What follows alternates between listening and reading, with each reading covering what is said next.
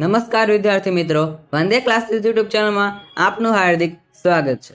આજના વિડીયોમાં આપણે ધોરણ 9ના ગુજરાતી વિષયના પાઠ નંબર 8 જેનું નામ છે છાલ છોતરા અને ગોટલા તેના સ્વાધ્યાય સપોર્ટ સોલ્યુશન જોવાના છે।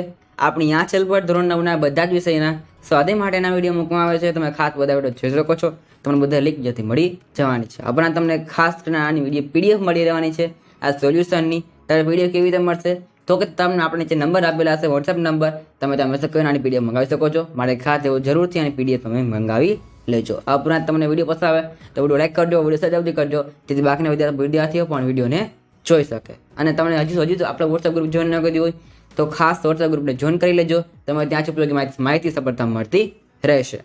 તો તમને તેની પર લિંક છે એ નીચેથી મળી જશે વોટ્સએપ ગ્રુપમાં જોઈન થવાની, તમે તેમાં જરૂરથી જોડાઈ જજો।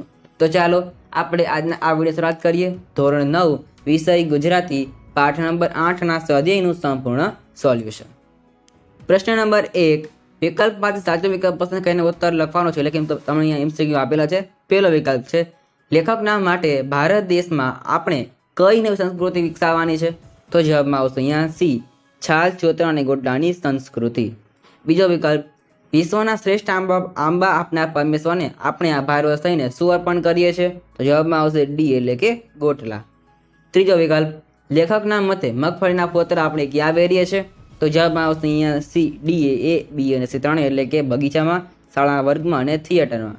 ત્યાર પછી છે વિકલ્પ નંબર ચોથો, ઓલિમ્પિક ખોળાને કઈ સ્પર્ધા રાખવાનું લેખક સૂચવે છે? તો જવાબમાં આવશે સી, કેળાની ચાલ ફેંકવાની સ્પર્ધા રાખવાનું છે લેખક સૂચવે છે।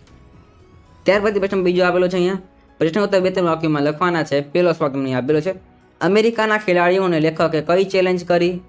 જવાબમાં આવશે લેખક કહે છે કે ઓલિમ્પિક વાળા કેળાની છાલ ફેંકવાની સ્પર્ધા રાખીએ તો ભારતીયોને સુવર્ણ ચંદ્રક મળે। આથી અમેરિકાના ખેલાડીને ચેલેન્જ કરી છે કે તાકાત હોય તો જેની માએ શેર સૂટ ખાધી હોય તો ઓલિમ્પિક વાળા તમે છે એક છાલ ફેંકવાની સ્પર્ધા રાખો। બીજો સવાલ, કીડીઓના પરિવારને લેખકે કઈ ચિંતા વ્યક્ત કરી છે? તો જવાબમાં આવશે લેખક જીવદયા પ્રેમી છે, આપણે સિંગના ફોતા રૂમાલમાં લઈ તેની પોટલી વાળી ખિસ્સામાં મૂકી રસ્તામાં મ્યુનિસિપાલિટીની કચરાપેટી દેખાય એમાં ઠાલવી દઈએ તો બિચારી કીડીઓને ખોરાક માટે કેટલું ચાલવું પડે?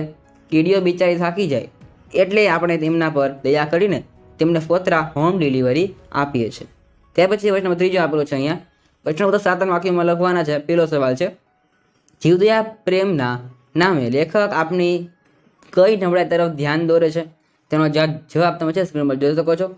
બીજો સવાલ છે, છાલ છોતરા અને ગોટલા પાઠમાંથી આપણને શું શીખવા મળે છે?